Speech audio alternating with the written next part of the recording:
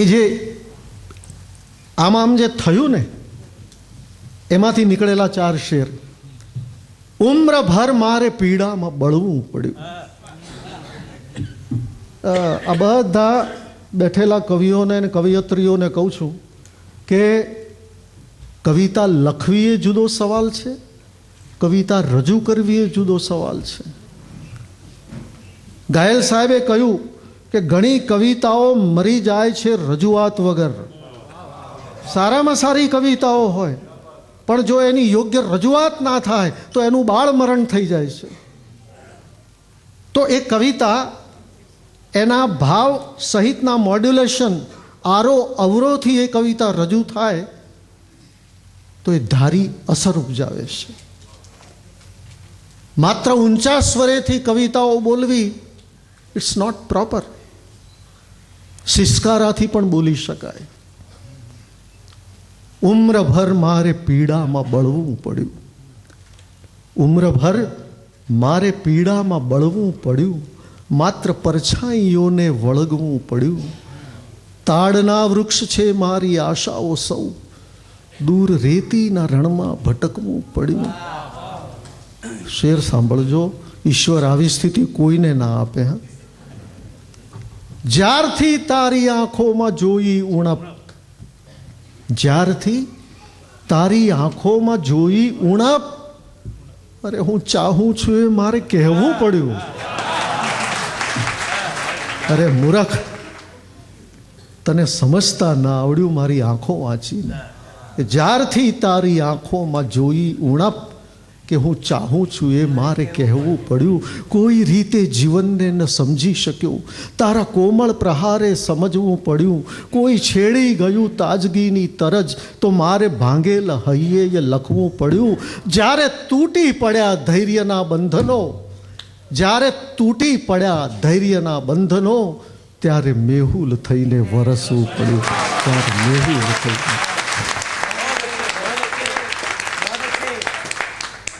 મારી સાથે બેઠેલા મારા આત્મીય સ્વજનો અને આપ સર્વનો હું અંતઃકરણપૂર્વક આભાર માનું છું મને સહન કરવા બદલ.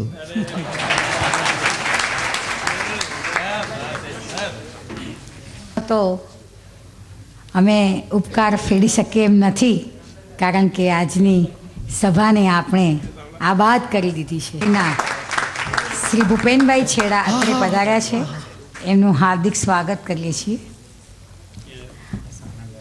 કાંદીવલી કવિઓ સમાજની આ નાનકડી અમૂલ્ય ભેટ છે.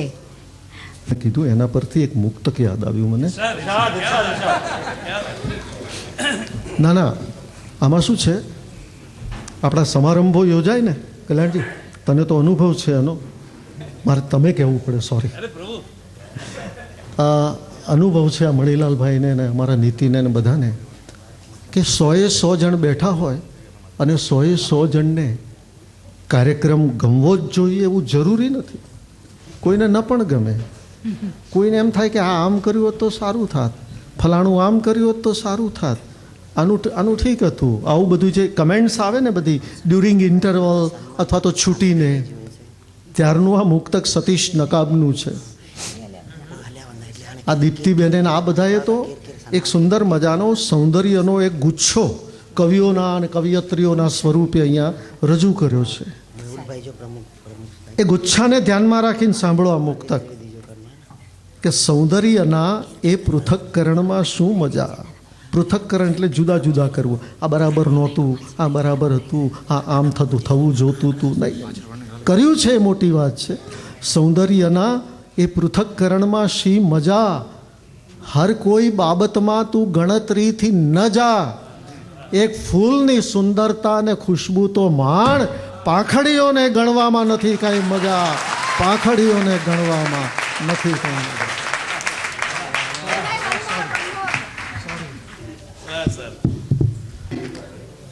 એક નાનું શું મુક્તક, કવિ છીએ ને એટલે લાલચ લાગે કરીને, જાતને કવિ માની લીધા છે એટલે લાલચ લાગે. અહીં મરીઝ સાહેબનું એક મુક્તક કહીશ કે જણસ આ અમૂલી હતી પણ અમસ્તી કરી દીધી, આખા એ શહેરમાં વસ્તી કરી દીધી. સુરેનભાઈ અહીંયા આવવું પડશે? હા ભલે આવી જઈશ. સુરેનભાઈ આજે આ ટાઈમે હા ભલે ઠીક છે, જણસ અમૂલી હતી એને અમસ્તી કરી દીધી, આખા એ શહેરમાં વસ્તી કરી દીધી, જોઈ દુનિયાનું ગજુ એમણે એમની જાતને સસ્તી કરી દીધી.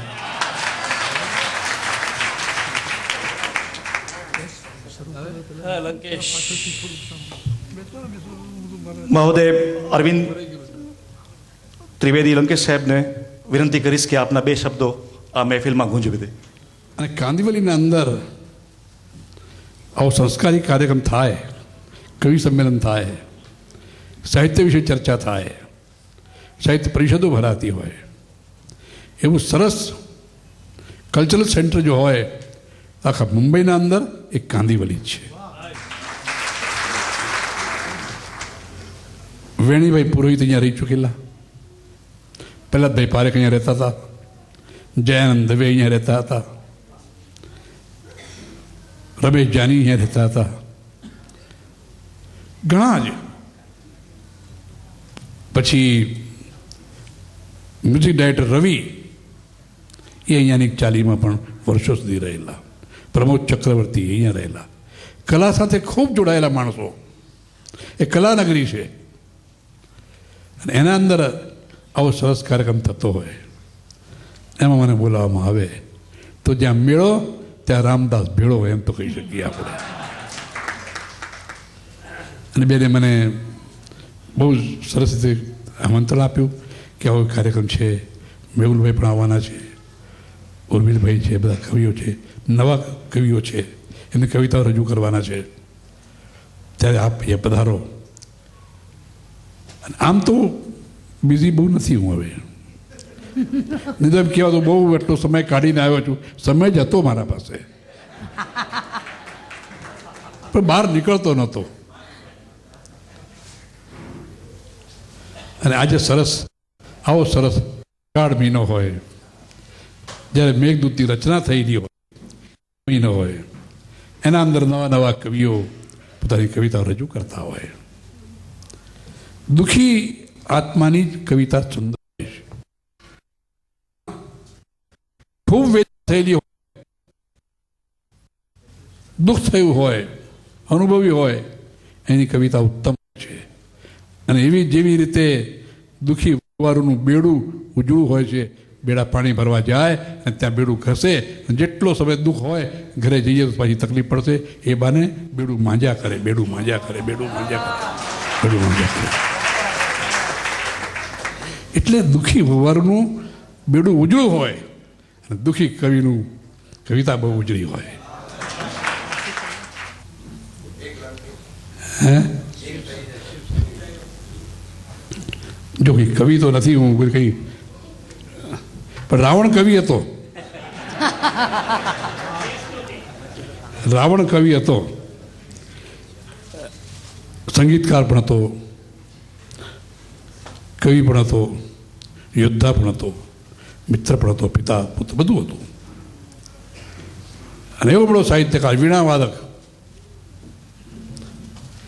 એની રચેલી એક નાની રચના સંસ્કૃતમાં લખેલી બે શ્લોક आपने संभળાવું. धर्म की अधर्म का प्राणियों में विश्व का, जोर से विश्व का जटा रवि गल ज्वल प्रवाह पावित तले कले वलंब लंबता भुजंग तुंग मालिका डमट डमट डमट डमन निनाद वड्ड वरवय चकार चंड तांडव तनो तुना शिव शिव जटा कटा संभ्रम प्रमन्य लिंप निर्जरि विलोल वेत्ति वल्लरि विराजमान मूर्धनि दगत दगत दगत चल ललाट पट्ट पावके किशोर चंद्र शेखरे प्रति प्रतिक्षणम मम धरा धरेन्द्र नंदिनी विलास बंधु बंधुर पुरति गंध संतति प्रमोदमान मानसे कृपा कटाक्ष धोरणि निरुद्ध दुर्धरापति वचे चिदंबरी मनो विनोद मेतु वर्तुनि जटा भुजंग पिंगल सुरत प्रणामणि प्रभा